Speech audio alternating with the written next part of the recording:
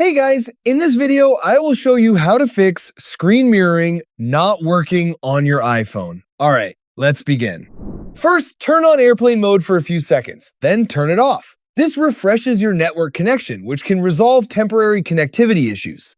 Next, make sure both your iPhone and the AirPlay device are connected to the same Wi-Fi network. Screen mirroring and AirPlay only work when both devices are on the same network.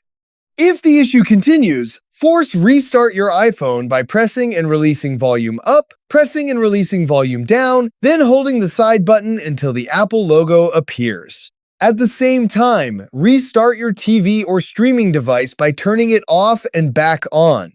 If that doesn't help, go to Settings, General, Transfer or Reset iPhone, Reset Network Settings.